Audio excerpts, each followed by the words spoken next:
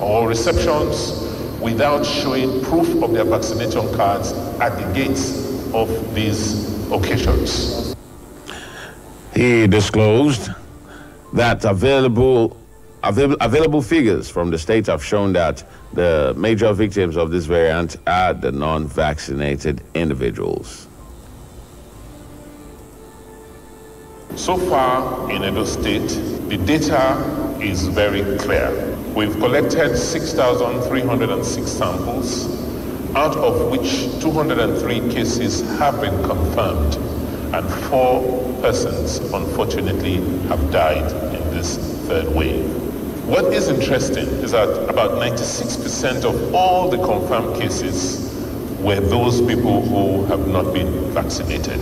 And 100% of all the people that died, of all the 4 cases, in fact, 1 died yesterday, were people who have not vaccinated. Governor Obaseki reiterated that the authorities will continue to enforce non-pharmaceutical interventions, especially in public places, and they will be in place until this third wave scales down completely.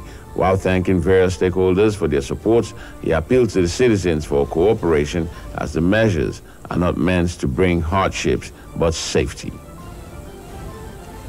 The House of Representatives Committee on Finance has dismissed a revenue of 1.3 trillion naira being projected by the Nigeria Customs Service for 2022 fiscal year, vowing to raise the target. The Controller General of NCS, Hamid Ali, had in his presentation of the ongoing public hearing on the 2022-2024 medium-term expenditure framework and fiscal strategy paper disclosed as the customs was projecting the amount as a revenue for tax year. Ali noted that the customs came up with a figure that was considered realizable, hoping to surpass the target.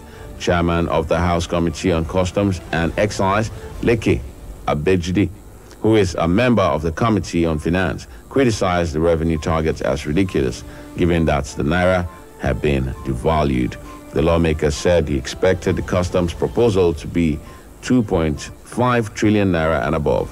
Chairman of the committee, James Faleke, in his ruling, noted that at the beginning of the year, the Budget Office of the Federation reviews the expected revenue to be generated for the country. He added that it is done to know the gaps in required funds and make adequate preparation for borrowing. The National Industrial Court Abuja Division on Monday ordered the Nigerian Association of Resident Doctors to suspend its nationwide strike. In a ruling on the ex parte application, Justice John Tagema asked all parties in the suit to suspend all forms of hostilities pending the hearing and determination of the motion on notice. He made this decision after considering the affidavit of extreme urgency, the grounds of the application, the affidavits in support of same, and arguments of counsel for the applicant. Meanwhile, the Minister of Labor and Employment, Chris Ngige, said the ruling of the National Industrial Court will not affect implementation of the Memorandum of Understanding, MOU, reached between the federal government and the stakeholders in the health sector. Recall that the federal government, through the Office of the Minister of Labor and Employment, dragged the resident doctors under the aegis of the Nigerian Association of Resident Doctors, NARD, to the Industrial Court when negotiations to broker peace for the doctors to suspend the strike had failed. The doctors also declined to sign the MOU reached between stakeholders in the medical profession led by the Nigeria Medical Association, NMA, and the federal government, insisting that the government should withdraw the case from the courts first. Reacting to the order by the court, the Minister of Labor and Employment, who first resolved the issue between the NERD and their employers, the Federal Ministry of Health, described the court ruling as a welcome development. Nigerian governors have argued that 42% of national revenue accruing to the Federation account should be given to states, while 35% goes to the federal government. Ekiti State Governor and Chairman of the Nigeria Governors Forum, Kayode Fayemi, disclosed this at a national dialogue and book presentation in Abuja on Monday. Fayemi said Nigeria was also ready for restructuring. He added that the position of the Nigeria Governors Forum is that the sharing formula should be reviewed in favor of the states, especially given the arguments of dissolved responsibilities to the subnationals. The NGF chairman emphasized that in the context of the proposed new federal structure, governors have argued for a formula along the lines of 42% to states, 35% to the federal, and 2.3% to local governments. Fayemi said the nation's federal system has not served the best interest of Nigerians because it is devoid of devolution of power, decentralization, and true federalism. The West African Examination Council, WAEC, has commenced the registration for the conduct of its 2021 examinations for private candidates in the second series. The body, in a statement signed on Monday by its head of National Center, Patrick Aregan, gave certain rules and regulations to be strictly adhered to. According to Aregan, candidates are strictly warned to follow the information given before any registration is done to avoid complications. The registration period is from Monday, 23rd August 2021 to Thursday, 30th September 2021. Coming up in a moment on our business news, Lafarge, Africa, PZ, others drag Nigeria's stock market to negative close.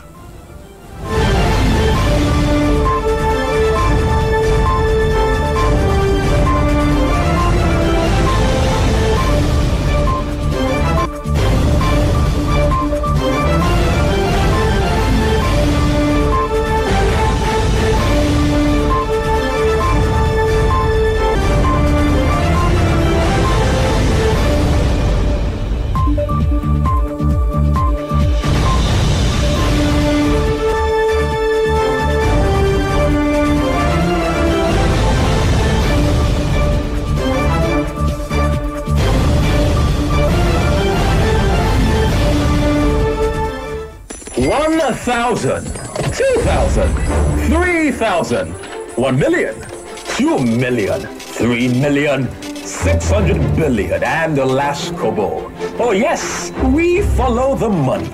It's all about the business and the business of business, the gains and the losses, the bulls and bears, the rise and falls, the risk and the satisfaction of seeing the last kobo rise to millions.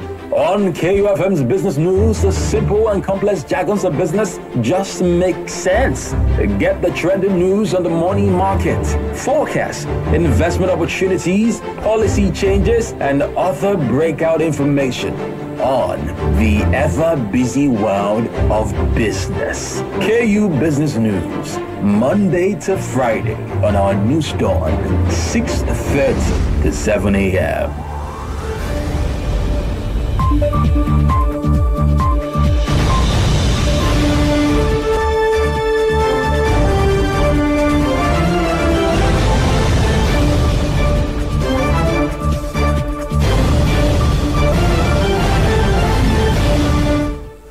And in business news, Nigeria's equities market opened this week's trading in red, declining by 0.12% on Monday.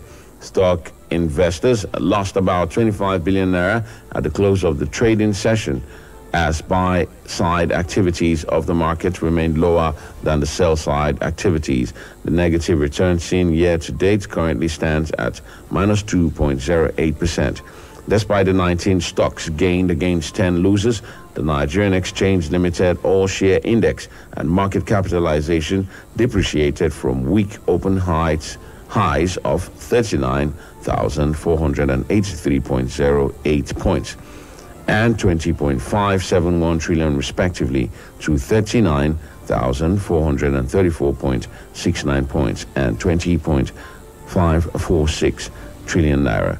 Lafarge stock price moved from 22 naira 70 kobo from 21 naira 50 kobo, decreasing by 1 naira 20 kobo or 5.29%, followed by PZ Cousins, which dropped from 6 naira to 5.7 5 naira 75 kobo, losing 25 kobo or 4.17%.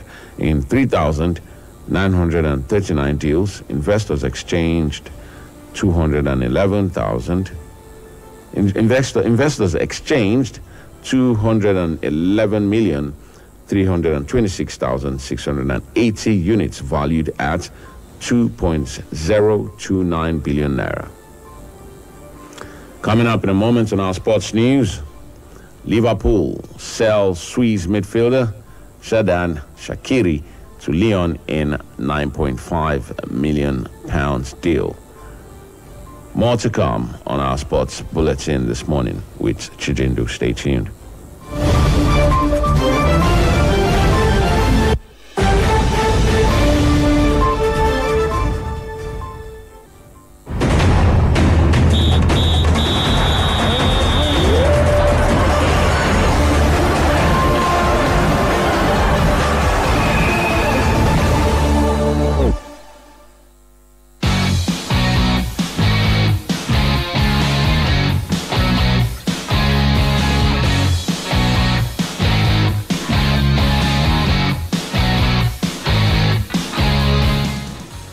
Thank you, Benjamin.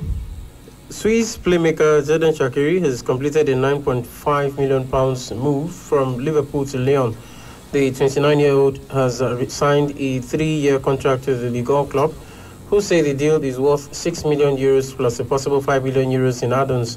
Shaqiri, who joined Liverpool from Stoke City in a £13 million deal in 2018, started just 5 Premier League games under Jurgen Klopp last season. He has not been involved in either of the club's league games this season. The former Bayern Munich and Inter Milan attacker won the Premier League and Champions League during his time at Anfield. Shaqiri becomes the second Liverpool player to make a move to a Ligue 1 club this summer, with Georginio Wijnaldum having joined Paris Saint-Germain after his Reds contract expired. Premier League sides are among leading European clubs set to prevent players from going to red list countries for September's international break. Unless quarantine exceptions are made, players would be forced to miss several domestic league matches because of the 10-day isolation period required on return to the UK. The Football Association and Premier League are in talks with the Department for Digital Culture, Media and Sports over a relaxation of UK rules. Similar problems are thought to confront clubs across Europe. Liverpool are among the clubs refusing to release players for international duty. 4 Reds players are affected: Egypt forward Mohamed Salah and Brazil trio Alisson, Fabinho and Roberto Firmino, because their home nations are on the UK government's red list. The Egyptian Football Association said on its website that Liverpool had apologized for not allowing Salah to join up with the national team. And that's it here from our sports desk. Thanks for listening. And I hand you back to Benjamin Kadiri for wrap-up of the news. Stay tuned.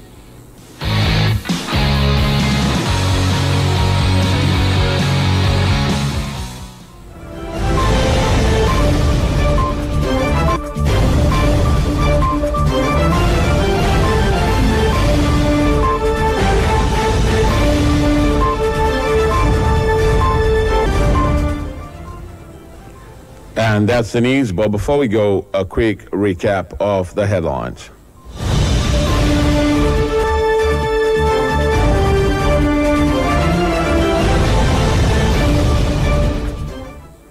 Edo State government commences second phase of COVID-19 vaccination campaign. House of Representatives dismiss customs revenue projection for 2022. WAEC commences registration for private candidates ahead 2021 examinations. Do remember that the continued unity of Nigeria is a collective responsibility. Be sure to play a part.